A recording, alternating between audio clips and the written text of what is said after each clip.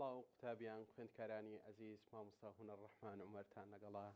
پسپۆڕی وانەی بیرکاری لە ئامادەی ڕزگاری کوڕان لە وانەی ئەو ڕۆماندا لە دەرسی ئەو ڕۆماندا باس لە دۆزینەوەی هاوچەی ڕاستەیەلێک دەکەین.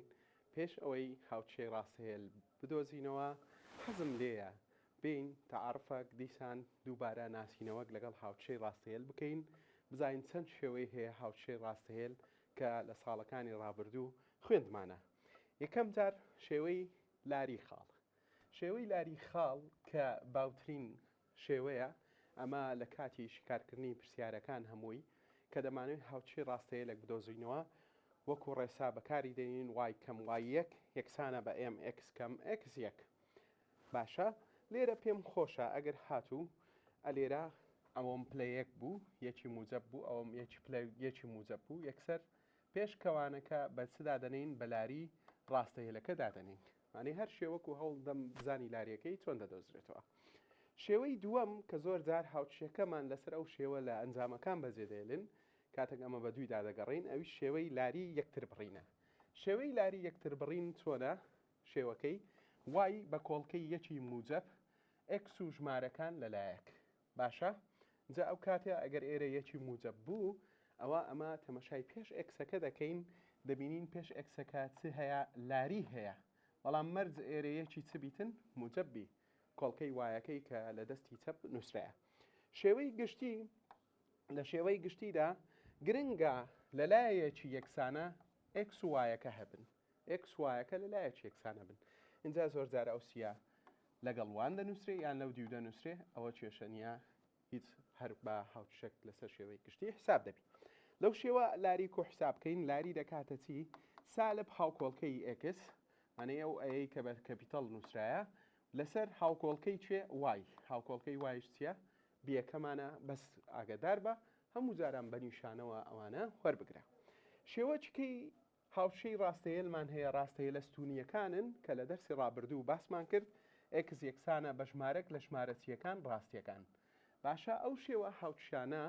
لە ڕوتەختی پۆتان بە شێوەی ستونی تەریب بە تەوەرەی وای دەچێشرێن. هەموو کات لەوانەدا لەو شێوەدا لاری پێناسە نەکراوە. لاری پێناسە نەکراوە. باشە بابە ئەو جارە دەینە سەر شێوەی ئاسۆیی ڕاستەیەلەکان، هاوچەی ڕاستەیەلەکان. شێوە ئاسۆی ڕاستەیەلەکان وای یەکسانە بە کەی. کەی چیە؟ ئەوی شەرژمارەکە لە ژمارەچیەکان ڕاستیەکان. ئەو شێوە هاوچشەیە لە کاتی ڕسمکردنی لە ڕوتەختی پۆتان لەسەر شێوازی ڕاستەیەلێکی ئاسۆیی ڕسمی دەکەین. هەموو کات تەریبە بە تەوەرەی x دەتوانین وەسفەچکەشی بدەینێ. ئێستا دەڵین ئەگە وای یەکسانە بە دوو، ئەمە گوتمان وای یەکسانە بە کەی، ژمارەی ڕاستی. ئێستا ئەو دووە باڵین ژمارەی چیە؟ ڕاستیە. وای یەکسانە بە دوو ڕاستەیەلێکی ئاسۆییە بە دوودا تێدەپەڕی. ئەنگە بین وەسفەچی بکەین لەگەڵ ڕوتەختی پۆتان، دەڵین تەریبە بە تەوەرەی x ستونە لەسەر تەوەری وای. ئەوانە هەموو یەک قسەنە. ئەو ڕاستەیەلانەی تەریبن بە تەوەرەی x و ستونن لەسەر تەوەرەی وای، هەموو کات لاریەکەیان چیە؟ سفرە. ئەوەش لە بۆ ئەوە دەگەڕێتەوە کە وای یەک وای دوو لە دوو خاڵەکەی سەر ڕاستەیەلەکەی کە دەمانەوێت چی پێ بنووسین؟ لاریەکەی پێ بنووسین، ئەوە یەکسان دەبیتن. باشە ئەوە شێوە جیاوازەکانی چ بوون؟ هاوچشەی ڕاستەیەلێک بوون. لاری خاڵ، لاری یەکتر بڕین، شێوەی گشتی، ڕاستەیە لە ئاستونەکان، ڕاستەیەلەتیەکان، ئاسۆیەکان. اینجا دەچینە سەر بابەتە سەرەکیەکەی خۆمان کە ئەویش دۆزینەوەی هاوچشەی چیە؟ ڕاستەیەلەکە. باشە دۆزینەوەی هاوچشەی ڕاستەهێلێک، finding the linear equation. بابزانین چەند بارمان هەیە لە دۆزینەوەی هاوچشەی چی؟ ڕاستەهێلێک. دین ئەگەر هاتوو یەکەم بار خاڵک و لاریەکەی زانراو بوو ڕاستەیەلەکە، گوتی هاوچشەی ڕاستەهێلێک بنووسە، هاوچشەی ڕاستەهێلێک بنووسە کە خاڵەکی سەری زانراو بوو x یەک و وای یەک لەگەڵ لاریەکەشی زانراو بوو، معنەی تێکڕای گۆڕانەکەشی زانراو بوو. ئەو کاتە ئەمن کە خاڵەکەم هەبوو کە لاریم هەبوو، ڕاستەوخۆ یاسای چ بەکاردەینم؟ وای کەم وای یەک یەکسانە بە mx کەم یەک بەکاردەینم. ئێستا دەچینە سەر نمونەی یەکەم لەسەر ئەو بارە، دەڵێ چ بنووسە؟ دەڵێ هاوچشەی ڕاستەیەلێک بنووسە. بابە ئەتوو کە لە پرسیاردا گوتی هاوچشەی ڕاستەیەلێک بنووسە، ڕاستەوخۆ بیر لە چ دەکەیەوە؟ ڕاستەوخۆ بیر لەوە دەکەوە دەڵێ بالاریەکی ئەو ڕاستەیەلەی من دەمەوێت بینووسم لەگەڵ تێگڕای گۆڕانەکەی کە با بڵین لاریەکە تێگڕای گۆڕانەکەی لەگە خاڵێکی سەر ئەو ڕاستەیەلە با بزانم. باشە ئەویش پێت دەڵێتن هاوچێ ئەو ڕاستەی هەیە لە بنووسە کە لاریەکەی سێە و خاڵەکیش دراوە ڕاستەی هەیەکە پێیدا دەڕوە تودەی خاڵەکە ناو لێدەنەی دەڵێ ئێکس یەک و وای یەک پاشان ڕێسا دەنووسی وەکو لەسەرەوە باسمان کرد ڕێسایەکەمان چ بوو وای کەم وای یەک ئێکس کەم ئێکس یەک وای کەم وای یەک یەکسانە بە ئێم ئێکس کەم ئێکس یەک اینجا دەست بە دادانەوەی ئەو بەهایانە دەکەی بەهای ئێکس یەک و وای یەک و لاریەکە دەڵێن وای کەم سالب دوو دەتوانین لێرە لەبەر ئەوەی دژە یەکسەر بڵێنی وای کۆد و باشە با پەلەنەکەی نمونە یەکەممانە ئێمەکەمان چەندە سێە ئێکس کەم ئێکس یەک ئێکس یەکمان چەندە لێرە سەیەکەیە ئەویش ئەوەتە اینجا دەڵێن وای کۆد و ئەو دەبڵ سالبە دەبتە موجب سێ جاران ئێکس کەم سێ با بەوە هاوچی ڕاستە هێلە ئێستا ئەو هاوچی ڕاستە هێلە بە ئەگەری زۆرەوە ئەو هابەتی بێلی بڵێ هاوچی ڕاستەهێلی کە بە خاڵی سێ و سالب دوو لاریەکەشی سێدا دەڕوا کامیانە ئەوە هاوچی ڕاستەهێلەکە بەڵام ئەتوو دائیمەن دەبی چ بکەی تەمەشای وەڵامەکان بکەی ئایا وەڵامەکانی لەسەر شێوەی وای یەکسانە یانیش با بڵین وەڵامەکانی لەسەر شێوەی ئێکس کۆ وای یەکسانە دانایە ئایا ئەو شێوەی داتیان ئەو شێوە ئەگەر شێوەی یەکەمیان بی وای یەکسانە ئەوە شێوەی لاری یەکتر بڕینیان پێی دەڵێن وایەکەی لەلایەکدانایە بەس ئەگەر هاتوو لەو دیوە یەکسانە ئێکس وای دانابوو ئەوە دەبتە شێوەی چی گشتی ئەنەی کەوابی ئەتوو چ دەکەی دائیمەن کە ئیش دەکەی جاجار ئاوەڕەکیش دەدەیەوە لە وەڵامەکان ئایا دواتر وەڵامەکەم لەسەر شێوەک بنووسم باشەوە بە کووە ئێستا ئەتوو بەم بڵێ غاردە غاردەم سەرچاو بەڵام تاکە کوێ غاردەم ئەم لیاقەم وایە 100 متر غاردەم ئەتوو وەکو وایە هەر ئیش بکەی و ئاور نەدەیەوە کە ئاور نەداوە وەڵامەکی باش نانووسی باشە ئێستا ئەو دەڵێ لەسەر شێوەی وای یەکسانە با ئێکس ئەمەکس کۆبی بنووسە باشە کەوابی ئێستا ئەم پێویستە هەندێککە ئیش بکەم بڵێم وای کۆد و یەکسانە سێ جاران ئێکس سێ ئێکس سێ جاران سالب سێ سالب نۆ پاشان دووەکەش ببە ماودی و وای یەکسانە سێ ئێکس کەم نۆ کەم دوو باشە دوو ژمارەکەی دواوە مەبەستم سالب نۆ و سالب دووەکە لە نیشاندا یەکسانن کۆی دەکەمەوە نیشانەکەی دادنێم ئێستا بدە بۆم هەیە بەراوردی کەم لەگەڵ ئەو جۆرە لە وەڵامانەی سەرەوە کە لەسەر شێوەوی لاری یەکتر بڕین دانرایە باشە جە کۆمەڵە تێبینیەکمان هەیە ئەو کۆمەڵە تێبینیانە باشن لە بۆمان ئەگەر بە باشی بەکاری بینین ئەو کۆمەڵە تێبینیانە باز لە چ دەکات دەڵێ ئەگەر هاتوو لاری ئەو ڕاستەهێلەی درابوو لە پرسیارەکە لاریەکەی کە دابووی لێرە لە پرسیارەکە سفر بوو ئەوە لە خاڵەکەدا ڕاستە و خۆچ دەوەردەگرین وای یەکسانە بەبی وەردەگرین بۆ نمونە دەڵێ هاوچێ ئەو ڕاستەهێلە بنووسە کە لاریەکەی سفرە و بە خاڵی دوو سێدا دەڕوە اینجا ئەتوو دەڵێ شیکار بە خێرایی دەڵێ شیکار چ بە سەریعی و بە ڕاستی دەڵێ وای یەکسانە چکە ئەو هاوچشانەی لاریەکەیان سفربی وای یەکسانە بە ژمارەکن ژمارەکەش چییە ئەو ڕاستەیە بە خاڵەکەدا دەڕوە وای یەکسانە بە سەیە ئەو جارە هەر لە تێبینیەکەی دیمان دەڵێت ئەگەر هاتوو لاری زانراو بوو و لاریەکەش پێناسە نەکراو بوو ئەوە ئێکس یەکسانە بە ژمارەکە دەبتە هاوچشە بەڵێ ئێکس یەکسانە بە ژمارەکە دەبتە هاوچشەکە بۆ نمونە دەڵێن هاوچێ ئەو ڕاستەیەلەی بدۆزەوە کە بە دوو سێدار دەڕوا و لاریەکەشی چییە پێناسە نەکراوە ئەو کاتە ئەمە چ دەڵێن هاوچێ ئەو ڕاستەیەلانەی کە لاریان پێناسە نەکراوە ئێکس یەکسانە بە ژمارەکن ئەو ژمارەش چییە مادەم خاڵەکە ڕاستەیەلەکەی پێدا دەڕوا مانەی پاسەدانی دەکا مانەی ئێکسەکەمان چەندە یەکسەر دوو هاوچێ ڕاستەهێلەکەیە ئەو باری یەکەم و باری دووەم باز لەوە دەکا بەدۆزین بە ناسینەوەی لاری دەیان ناسینەوە باری سێیەمیشمان هەیە بە خاڵ دەیناسینەوە خاڵ ئەگە خاڵەکە خاڵی بنەڕەت بوو پێویست ناکە ئەمە دەڵێ هاوچێ ئەو ڕاستەهێلە بدۆزەوە کە لاریەکەی یەک لەسەر دووە و بە خاڵی بنەڕەتدا دەڕوا خاڵی سفر و سفردا دەڕوا یەکسەر هاوچێ ڕاستەهێلەکەی دەکەمە چی وای یەکسانە بە MX مانەی وای یەکسانە بە یەک لەسەر دووچی X باشە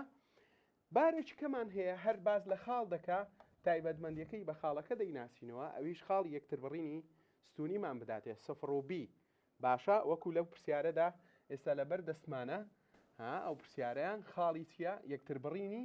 ستونیە خاڵی سفر و بی ئەوەتە سفر و بی سفر و چار لەو حالەتە ئەمە دەڵێن وای یەکسانە بە چ وای یەکسانە بە MX کۆبی مامۆستا وای کەم وای یەک یەکسانە بە ئێم ئێکس کەم ئێکس بەکاربینم هەمان ئەنجام دەداتێ بڵێ هەمان ئەنجام دەداتێ بەڵام ئەویان سریعتر و باشتر و خێراتر و سەلامەتتر دەگەیاتی وەڵامەکەت دەڵێن وای یەکسانە لەجێ ئێمەکە چەند دادەنین 3x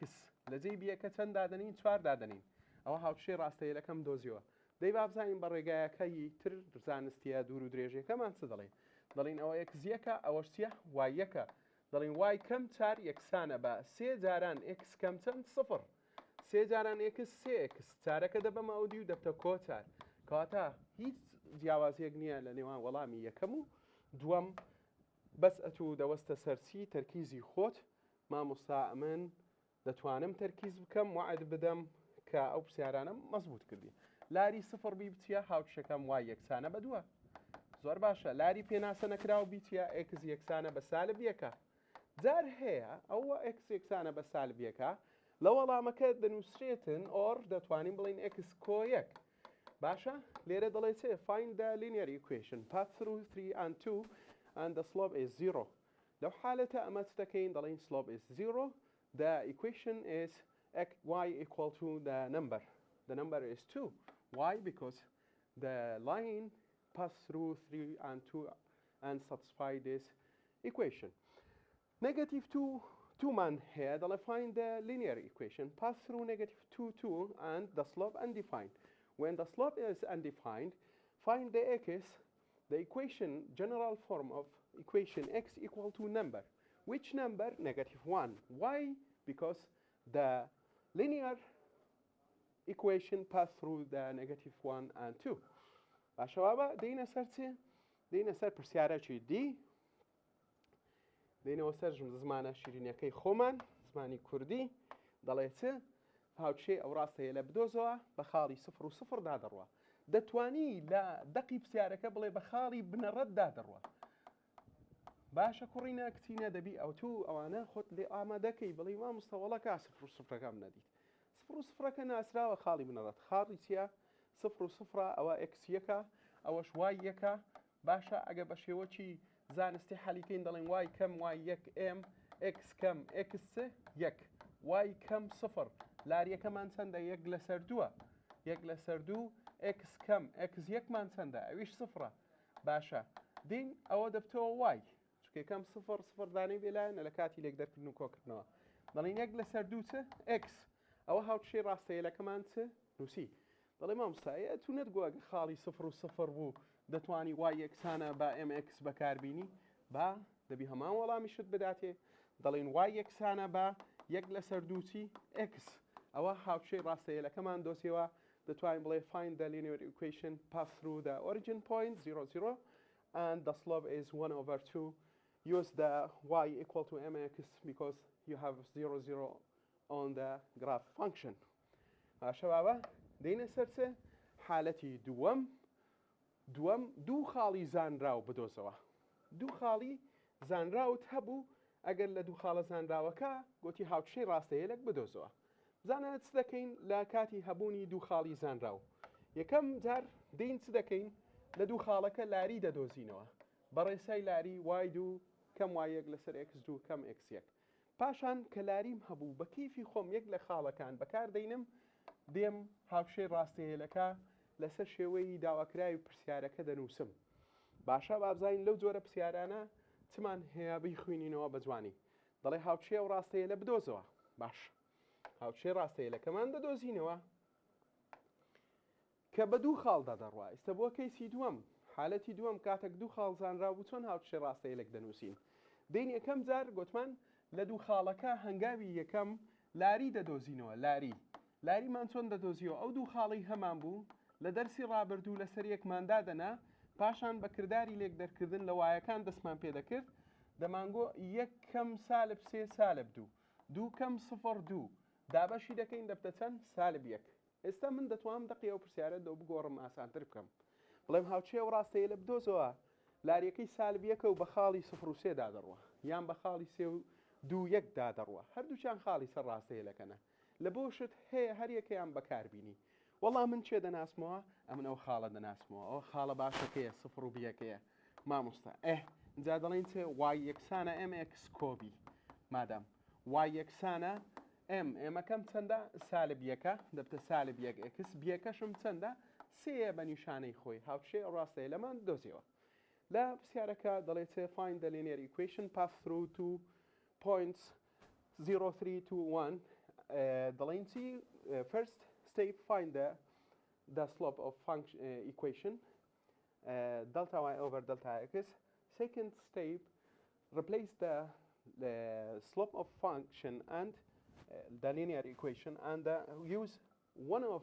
the point for example 0 3 or 2 1 you have a same the result بچینە سەر پرسیاری پێشەوەی بچینە سەر پرسیاری دوای ئەو دەین ئەمە چ دەکەین باز لە دۆزینەوەی هاوچێ ڕاستەیەک دەکەین کە بە دوو خاڵدا بڕوە بەس خاڵەکان ئەو مواسەفاتانەیە ناوی تەماشا سیرکە ئەگەر هاتوو لە خاڵەکاندا x یەکسان بوو x دەڵین x equal to نمبەرەکە ئەو نمبەرەی هەمانە بۆ نمونە ئێستا تو یەک و دووت هەیە ئەو جارە یەک و سالب سێت هەیە دەڵین x equal to 1 x یەکسانە بە یەک هاوچێ ڕاستەیەکەیە لۆ ئەو کاتە لەبەر ئەوەی ئەتووتیە ئەکسەکانت یەکسانە ڕاستەوخۆ دەتوانی بڕیار بدەی هاوچێ ڕاستەیەەکە بنووسی باشە ئەگەر هاتوو لە حالەتی دووەم کەیسی دووەم باس لە چ دەکەین دەڵێن ئەگەر هاتوو دوو خاڵەکەی دراوە وایەکانیان یەکسان بوو ئەو کاتە ئەمە بۆ نمونە دەڵێن دوو سێ و سالب پێنج و سێ لەو حالەتە چونکە وایەکانی یەکسانن هاوچێ ڕاستەیەەکەم دەتوانین بنووسم وای یەکسانە بەچەند سێ و کۆتایی بە پرسیارەکە دەینین هەندێک جاریش ئەو دوو خاڵی دەماندا تێ خاڵەکانی یەکتر بڕینی ئاسۆی و ستونی نەخشەکەیە سفر و بی ئەی و سفر ئەو کاتە هاوچێ ڕاستەیە دەتوانین لەسەر شێوەی x یەکسانە بە ئەی x لەسەر ئەی y یەکسانە بە بی یەکسانە بە چەند بنووسین یەک بنووسین باشە جا ئێستا دین پرسیار هەڵ دەکەین ئەو تێبینیانەش بەکاردەینین و دۆخۆمان پرسیارەکە بە ئاسانی دەتوانین بگەینە وەڵام باشە هاوچێ ئەو ڕاستەیە لە بدۆزەوە بە دوو خاڵی سێ و سالب دوو لەگەڵ یەک و سالب دوودا دەڕوات ئەو کاتە ئەمە لێرە دەڵێن چێ x مادەم وایەکان یەکسانە دەڵێن وای یەکسانە بە سالب دوو هاوچێ ڕاستەیەکەیە یان جار هەیە لە ویزاری دەڵێ وای کۆد و یەکسانە بە سفر هاوچێ ڕاستەیەکەی هەردووچیان ئەوە دووشتی یەکسانن لە بیرکاری هیچ کێشیان نییە هەرچەیەکیان نووسرا بۆ تو وەڵامەکە بەو شێوە هەڵدەبژێری find the linear equation path through 3 and negative 2 1 and negative 2 because y1 equal to y2 in 2 points then the equation of this function is y equal to negative 2 لێرەش دەڵین هاوچێ ئەو ڕاستەیە لە بدۆزەوە بە خاڵی یەک و چار و یەک و سێدا دەڕوات تێبینی چ دەکەی مامۆستا دەبینیم ئێکسەکان لە دوو خاڵەکەدا چنە یەکسانن کەواتە ئەم دەڵێم x یەکسانە بە چ یەک هاوچێ ڕاستەیەکەمە find the linear equation path through 1 4 and 1 negative 3 because x1 and x2 equal then we can use the first way x equal to a x equal to 1 the result of the question بابچینە سەر پرسیارەکانی دوایوی دیسان تێبینی یەکمان هەیە ئەلێرە دووبارەی دەکەمەوە ئەک گوتی هاوچێ ئەو ڕاستەیە لە بدۆزەوە بە دوو خاڵی سێ و سفر و دوودا دەڕوە خۆ ئەمە لەسەر چەماوەکان و لەسەر ڕاستەیهێلەکان و لەسەر نەخشەکان خاڵمان زۆرن بەڵام هەر خاڵک تایبەتمەندی خۆی هەیە لە بیرکاری کە دەڵێ خاڵی سێ و سفر معنەی خاڵی یەکتر بڕینی چی یەکتر بڕینی ئاسۆیی خۆ دەتوانی بڵێ یەکتر بڕینی ئاسۆیی هەیە لە چەند سێدا کە دەڵێ خاڵی سفر و چار معنەی خاڵی یەکتر بڕینی ستونی ڕاستەیەلەکەی ئەتوو دەتەوێت بینوسی کە چاریەکەی بڕیە لە ستون و کاتە ئەگەر هات و پرسیارەکەت بەو شێوە بوو ئەو ڕێسایە بەکاردێنی x لەسەر ئەی y لەسەر b مامۆستا ئەیەکە چییە یەکتر بڕینە چیەکەی لەو دەنووسی ئاسۆیەکەی لەو دەنووسی معنی سەیەکە ئەیەکەیە ئەلێرە ئەوە سێ منووسی کۆ ئەو جارە y لە ژێرەش چ دەنووسم بیەکە دەنووسم ئەویش چارە یەکسانە بەچەند بەیەک ئەوەش هاوچێ ڕاستەیەکمان نووسی کە بە دوو خاڵەکانی یەکتر بڕینی ئاسۆی و ستونی دادەڕوە باشا دەڵێ find the linear equation path through 3 0 4 0 use the 3 is intercept with x and 4 is intercept with y apply this rules x over 3 plus y over 4 equal to 1 دەینە سەر پرسیاری دووەم لە پرسیاری دووەم چی کردیە هاتیە دێتن تاقیمان دەکاتەوە بزانین ئەمە چەند گرنگی بە نرخەک دەدەین سالب بی کاتێک لە ڕێسایەکانی دادەنین. باشە بۆ نمونە ئەمە ڕێسایەکەمان گوتمان x لەسەر a کۆ y لەسەر b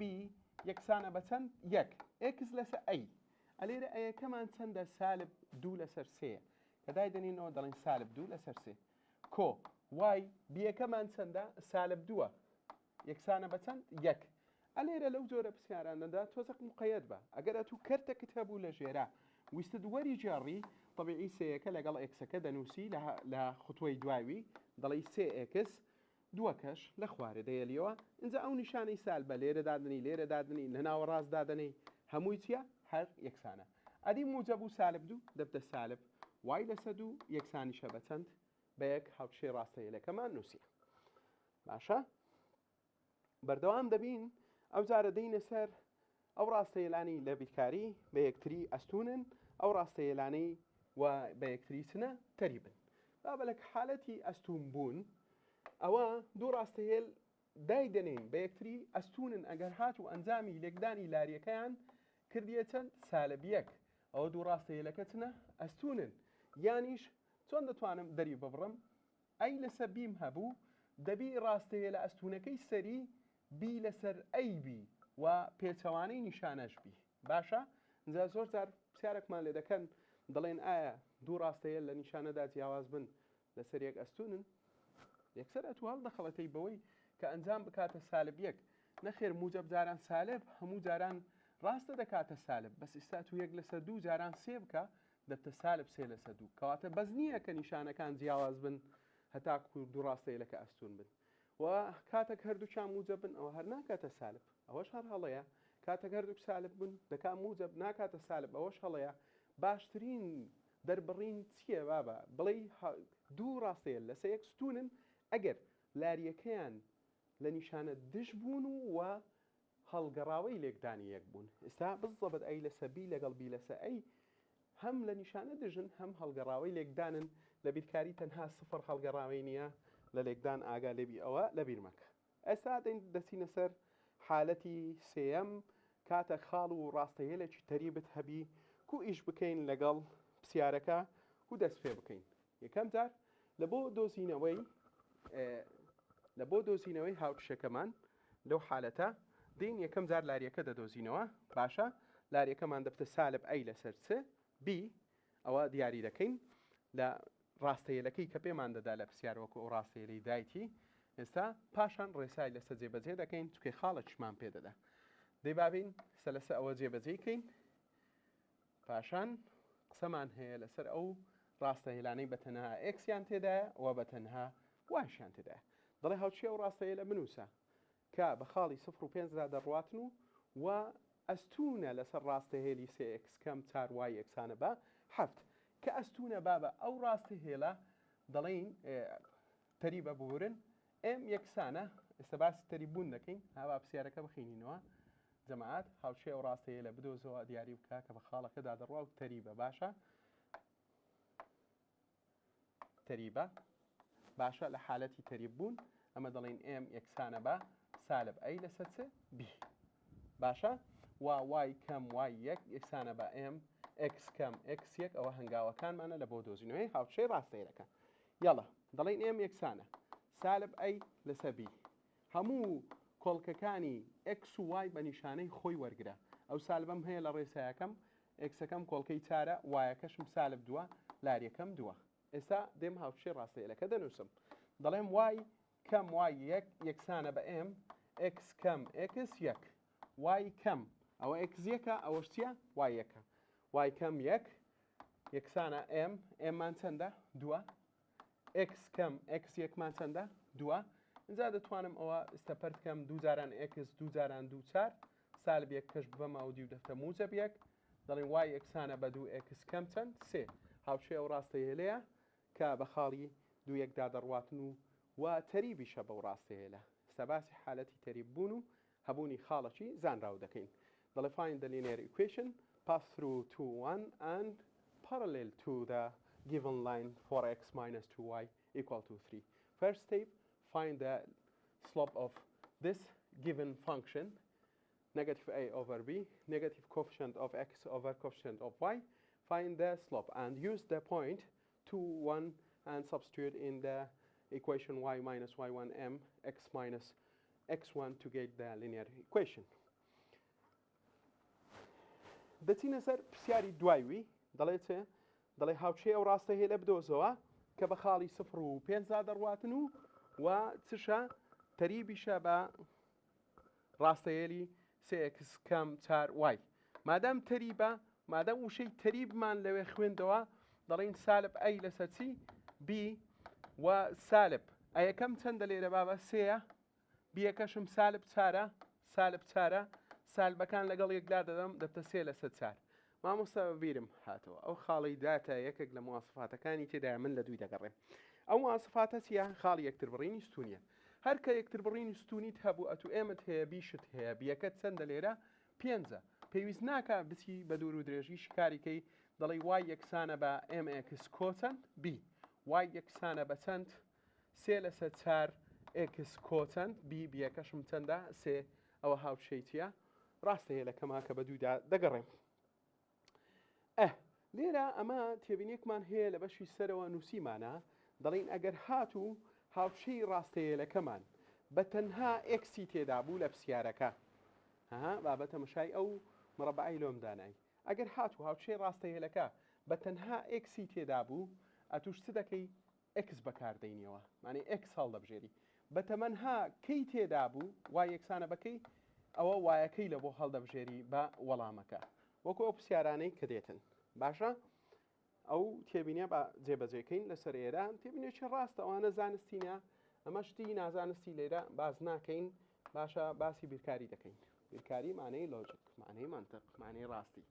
باشە دەڵێ هاوچێ ئەو ڕاستەیە لە بدۆزەوە کە بە خاڵی سالب یەک و چەنددا دەڕواتن سفردا دەڕواتن و تەریبە بە ڕاستەهێلە ئەو ڕاستەیە لە بەز وای تێدایە لە حالەتێک بەز وای تێدا بۆ توش بەز وای لەو هەڵبژێرە لەکوێ هەڵبژێرم ئەیە دیوە و ڕاستەیە لە بەو خاڵەدا ناڕواتن طبیعی لێرە هەڵدەبژێری دەڵێ وای یەکسانە بە چەند سفر ئەگەر لە پرسیارەکەدا ویستیان فێڵێکمان لێکەن نووسیبیان دوو وای یەکسانە بە سفر سێ وای یەکسانە بە سفر خۆ ئەو وەڵامە ڕاستە هەبا بە ئاگا لێبی سفر ئەو کارە ساتانەش دەنێتەوە باشە دەڵێ find the linear equation pass through -1 and 0 and parallel to given line y equal to -3 when the given line contains only y choose the y equal to this number is 0 is correct answer next باتینە پرسیاری دوایوی بە زمانە شیرینەکەی خۆمان باسی وکەین باشە دەین دەڵێن چی دەڵێن هاوچێ ئەو ڕاستەیە لە بدۆزەوە بە خاڵی 3 و 2 دا دەڕواتن و لاریەکەشی x یەکسانە بە چەندە سالب 2 کاتێک هاوچێک بەو شێوە بوو گوتم بە تەنها ئەکسی تێدا بوو تەڵە بە خۆشەویستەکانمان قوتابیەکان خوێندکارەکان ئەنگۆش x هەڵدەبژێرن x یەکسانە بە 3 یان جار هەیە ئەو سێیان برتە ئەو دی و کرایتە x کەم 3 یەکسانە بە سفر کوڕە جار هەیە جاران دوی دەکەن دەڵێن 2x کەم 6 یەکسانە بە سفر ئەوانە هەموو هاوتای یەکن لە بیرکاری هەموو وەڵامن دروستن ڕاستن میم ئەتوو هاوچەکە هەڵدەبژێریەوە کە بە تەنها چەندی تێدایە ئەکسەکەی تێدایە باشە بەردەوام دەبین دەچینە سەر پرسیارێک لە پرسیارەکان نمونەک لە نمونەکانی ناو کتێبەکەمان دەڵێ هاوچێ ئەو ڕاستەیە هەیە لە بدۆزەوە بە خاڵی 3 و 2 دەدا دەڕواتن و تەریبە بابە تەریبە ئەتوو ڕاست کەرەستەکانی تەریب لە بۆ خۆت لە تەنیشت خۆت بنووسە هەر کاتێک ڕاستەیەلێک تەریب بوو بە ڕاستەهێلێکی زانراو لە پرسیارەکە ئەوە ڕاستەیە لە زانراوەکە دەڵێن لاری دەکاتە سالب ئەی لەسەر چی b مامۆستا ئەو سالب ئەی لەسەر بیە هاوچەکە ئەگەر هاتوو شێوەکەی گشتی نەبوو طبیعی دەبی خێسەر شێوەی گشتی ئەو زەو ڕێسای بەکاربینی باشە پاشان چ بکەم مامۆستا پاشان وای کەم وای یەک یەکسانە بە m x کەم x1 بەکاربینی ئێستا دەین دەڵێن چی دەڵێن هەمانە چەند هەمانە 3 و 10 لاری ڕاستەیەلەکەش دەدۆزینەوە سالب ئەی لەسەر چەند b ئەوە سالبەکەم ئەیەکەم چەندە یەکە بیەکەم چەندە سالب 3 دەبتە 1 لەسەر 3 ئەوە لاریەکەمە دەڵێن وای کەم ئەوە وای یەکە باشە کەمدا یەکسانە ئێممان چەندە 1 لەسەر 3 x کەم x یەکمان چەندە 3 اینجا تەمەشاکەن بزانە هاوچەکەت لەسەر شێوەی چ نووسرایە لەسەر شێوەی لاری یەکتر بڕین نووسرایە کە لەسەر لێ شێوەی لاری یەکتر بڕین نووسرایە توش دەبی وای بەتەنێ بهێلیەوە دەڵێن 1/3 جاران ئێکس دەبتە 1/3 ئێکس 1/3 جاران سێ طبیعی دەکاتە چەند یەک ئەوە شانسمان هەبوو یەکسەر کرد لەولایەنەمە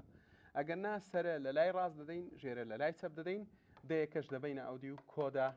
دەڵێن وای یەکسانە بە 1/3 ئێکس کۆ چەند نۆ ئەوە بوومان دەبوو دەبتا وەڵامی ئەی وەڵامە چیتە ڕاستە ئەوە دەبتە وەڵامی پرسیارەکەمان ئەگەر هاتوو خاڵێکمان هەبوو لەگەڵ ڕاستەیە لە چیستونمان هەبوو بزانە خاڵک و ڕاستەیە لە چیستونمان هەبوو لەو حالەتە ئەمە چ دەکەین یەکەم جار ئەگە هاوشەکەمان لەسەر شێوەی گشتی بوو لاریەکەی دەڵێن بی لەسە ئەی لە حالەتی ئەستون بوون باشە دوایە ڕێسای وای کەم وایە چی لە بۆ لەسەر چ دەکەین جێبەجێ دەکەین با بڕۆین ئەو پرسیارەوە شکار بکەین دەڵێت بکە هاوشێ ئەو ڕاستی هەیە لە بدۆزەوە کە بە چەنددا دەڕواتن بە خاڵی دوو یەکدا دەڕواتن وا چییە بابەت دەڵێ ئەستونە یەکسەر کەرستەی ئەستون ئەم یەکسانە بی لەسە ئەی بی لەسە ئەی بیەکەم چەندە ئێلێرە سالب دووە باشە ئەیەکەم چەندە چارە دادەنێم دەتە سالب 1/2 ئەوە لاریەکەمان دۆسیەوە ئەو جارە دەڵێم چێ وای کەم وای یەک لێرە ئەوە وای یەکە یەککە لاریەکەشم سالب 1/2 ئەدی ئەکس یەکم چەندە دووە ئەکس کەم دوو اینجا دین چ دەکەین ئەو سالب یەکە بە نیشانەوە لەولایە دەدەم دووەکەش لەوە دەدەم لە لای چەپم دەدەم باشە بەزە تو خۆت یەکلاکەوە دەبی نیشانەی سالبەکە لە لایەکیان بدەین بەس باشترە ئەمن لە لای چەپی بدەی دەڵێن سالب یەک جاران ئێکس کەم چەند دوو دەکەین دوو لە هەردوو ڕاددەکە دەدەین دەبتە دوو وای کەم دوو سالب یەک جاران ئێکس سالب ئێکس سالب یەک جاران سالب دوو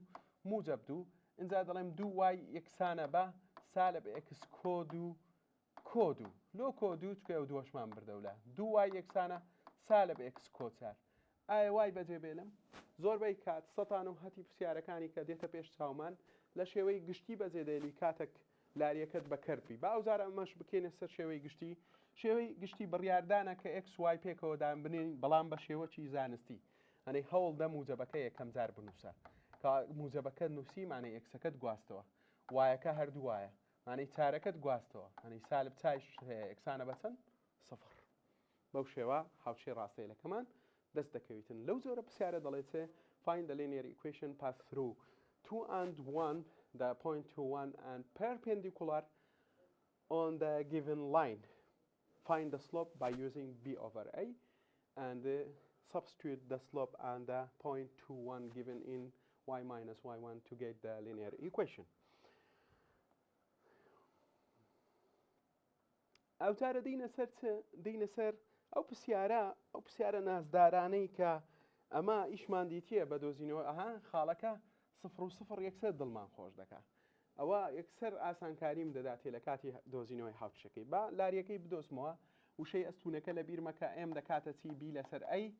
باشە ئێم یەکسانە بی یەکەم چەندە ئەلێرە چارە ئەوە چارم نووسی ئەیەکەم چەندە سەیە ئەوە لاریم هەیە خاڵەتشم هەیە 0 ئێستا من بزەبت دەتوانم دەقی پرسیارەکە بگۆڕم هاوشێ و ڕاستەیە لە بدۆزەوە کە بە خاڵی 0 دەڕوا ئەستونە بەسەر ئەو ڕاستەیە لە بگۆڕم لە بۆچی هاوشێ ئەو ڕاستەیە لە بدۆزەوە کە بە خاڵی 0 دەڕوا و لاریەکەشی 4 بەسەر سێ ئەمە دێم دەڵێم لەو جۆرە شێوە پرسیارانە وای یەکسانە بە ئێمە ئێکس بەکاردەینم چکە ئەو ڕاستەیلانی بە خاڵی بنە ڕەتدا دەڕوا بیان نییە یەکتر بڕینە ستونیەکەیان دەبتە 0 وای دەبتە چەند دەبتە 4 لەسەر سێ ئێکس بەو شێوە هاوشەکەمان کۆتای پێدێ وەڵامەکەمان دەستکەوت اینجا لێرە چمان هەیە دەڵێ هاوشەی ئەو ڕاستە هەیە لە بدۆزەوە باشە کە بە خاڵی سالب 1 دەڕوا ئەستونە لە سەرچە ڕاستەیەلی وای یەکسانە بە سالب سێ کاتێک دەڵێ ڕاستەیەلەک و بەس وای تێدایە لە ئەستون ئەتوو دژ وەردەگری پێچەوانەی هێما وەردەگری دەڵێ ئێکس یەکسانە بە 0 وەردەگرم ئەو وای بوو ئەتوو ئێکس وەردەگری ئەو ئێکس بوو ئەتوو وای وەردەگری وایەکە لێرە چەندە 5 ئەوە دەبتە شیکاری هاوشەکەت چونکە بە ئەستون بوون ئەکس وایەکە لەسەر یەک گۆشەی 90 دروست دەکەن بەو شێوە دەتوانی هاوشەکەت چ بکەین بە ئاسانی بدۆزیەوە دەڵێ لە تۆزێک بە ئینگلیزیەکەش باس بکەین دەڵێ find the linear equation pass through -1 and 0 perpendicular on y equal to negative 3, this given line. When the line contains only y, you choose the x equal to number, this number is negative 1 to answer x equal to negative 1. When the function or the linear equation, the given linear equation contain only x, you choose the y is a 5. This is correct, is x equal to negative 1, not x equal to 0. لكوردية كاش أما نسيبهم 0 أقدار بن طلبة خوشويستا كاما x equal to negative 1 أو راس يقيتي باشا يلا دتينا سر بسياري دوايوي بزاين لدوايوي باس تمان ودكاتن بسيارة وزاري كان ما عندي استبزاين آمادين وبسياراني حل ما انكرت دتوانين بأساني وڵامی دروست لە پرسیارە وزارەکان بدۆزینەوە لە ساڵی 2015-2016 خولی دووەم پرسیارێکمان هەیە دەڵێ هاوشێ ئەو ڕاستەیە لە بنووسە کە بە دوو خاڵەدا دەڕواتن لە دوو خاڵەکان ئەمە لە دووی ئاسانترین وەڵام دەگەڕین ئەویش ئەوەیە کاتێک دەبینین ئێکسەکان یەکسانە ئەمەش ئێکس یەکسانە بە ژمارەکەی لۆ هەڵدەبژێرین بە وەڵامی دروست دەکرێتن لە جیاتی ئێکس یەکسانە بە سالب 2 بنووسرێ ئێکس کۆ 2 یەکسانە بە چەند؟ 0 باشە؟ سالب 2 کەم ئێکس یەکسانە بە 0 ئەوانە هەموو وەڵامن گۆڕینی شێوەیە بەڵام نرخ یەکسانن باشە دەڵێ find the equation pass through 2 points because x1 and x2 equal we choose the x equal to number is negative 2 the correct answer باشە دادەینە سەر چێ پرسیاری دوایوی next پاشوی دەڵێن چێ هاوشێ ئەو ڕاستەیە لە بدۆزەوە ئەو پرسیارێکی بەراییە بەڵام ئەمە هەموو کات وەکو خوێندن لە بەرایەوە دەست پێ دەکەین خۆمان فێر دەکەین وردە خۆمان بە خۆت دەکەین دەچینە پرسیارەکانی وزاریش دەڵێ هاوشێ ئەو ڕاستەیە لە بدۆزەوە کە بە خاڵی 2 سالب 4دا دەڕوا و لاریەکەشی چەندە سەیە دەڵێن وای کەم وای یەک ئێکسانە بە m x کەم x یەک باشە وای کەم دەتوانین یەکسەر بنووسین کۆ 4 لاریەکەمان چەندە ئەوجارە سەیە x کەم x یەک ئەویش چەندە 2 سەیەکە جاران دەکەم دەبتە 3x کەم چەند 6 دەبینیم نووسرایە وای منیش چ دەکەم وای لەلایەک دەیلمەوە ئەو چارەش دەبەمە ئەو دیو سالب 4 دەڵێن وای یەکسانە بە 3x کەمدا هاوچێ ئەو ڕاستەیە لەیە کە بە خاڵی 2 سالب 4دا دڕۆ ئەو لاریەکەشی چەندە 3 بزانە ئەوەش پرسیارێکی ئاسان بوو باشە دەینە سەر پرسیاری دوایوی باشە بابزانین لەو پرسیارە باسی چ دەکاتن دەڵێ لاری ڕاستەیە لەکەت لاری ئەو ڕاستەیە لە هی خۆی ڕاستەیە لەکە خۆی مانەی سالب ئەی لەسەر چ بی لاریەکەی یەکسانە بە سالب یەک دەڵێ ئەتوش نرخی بی بدۆزەوە خۆیان من لە پرسیارەکانی بیرکاری هەر کاتێک لە پرسیارەکانی بیرکاری گوتی هێمای بی گۆڕاوی بی بدۆزەوە ئەی بدۆزەوە هەر شتێک بدۆزەوە من لە دوای چ دەگەڕێم یەکسانبوون دەگەڕێم ئەویش یەکسانبوونەکەی زوو لۆم ئاشکرا کردیە دەڵێ ئەو ڕاستەیە لە لاریەکەی یەکسانە بە سالب یەک لاری ڕاستەیە لە چی ئاسایی چۆن دەنووسم دەڵێم سالب ئەی لەسەر بی لاریەکەی یەکسانە بە سالب یەک خۆی سالب ئەی چییە سالب ئەی مانەی کۆڵکەی ئەکس کە درایە من حەقم نییە لە پێش ئەکسەکە هەر شتێک نووسرا بوو دایدەنێمەوە ئەکسەکەم چەندە سەیە باش ئەدی کۆڵکەی وایەکە چییە بیە یەکسانە بە چەند سالب یەک ئێستا لە هاوچشێکی ئەوها بەس شێوەک دەگەمە شکار بە دوولاو دونێوانکردن دێم دەڵێم چ دەڵێم سالب یەک جاران بی سالب بی سالب سێ جاران یەک سالب سێ بە جارانکردنی هەردوولا بە سالب یەک بی دەکاتە چەند سێ دەڵێ if the slope of line 3 linear equation 3x plus by equal to 1 is negative 1 find the value of b we start from the rule of slope of this line the slope of this line negative b over b equal to the given slope is negative 1 to this line and replace in a the coefficient of x is 3 replace in b the coefficient of y is b equal to negative 1 cross product use the cross product to find the value of b negative 1 times it b negative 3 times it 1 negative 3 cross both side by negative 1 to find the b positive b not negative b negative 1 times negative b b negative 1 times 3 3 the correct answer is b equal to 3 دەچینە پرسیاری کۆتایی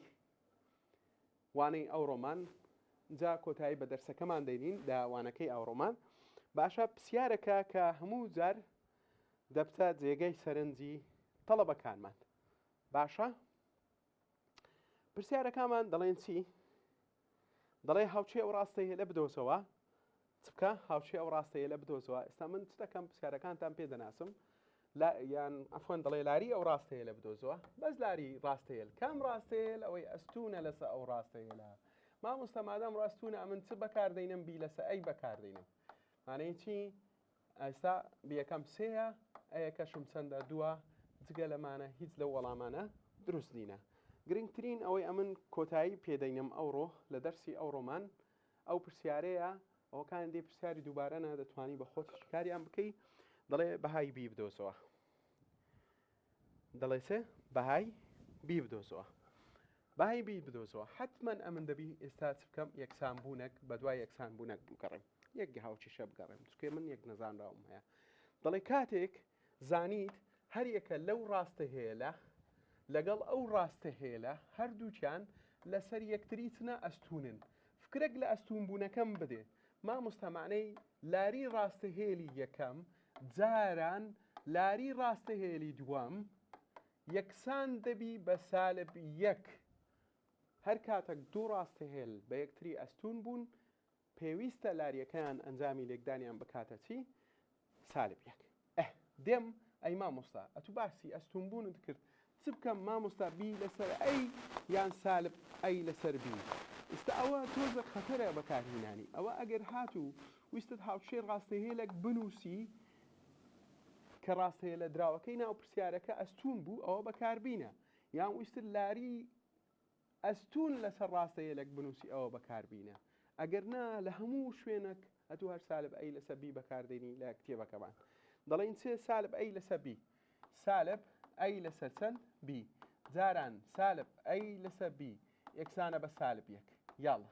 لە هاوچێ یەکەم دەست پێ دەکەم. کۆڵکەی ئەکسەکەم چییە؟ بیە. کۆڵکەی وایەکەم چەندە؟ دووە.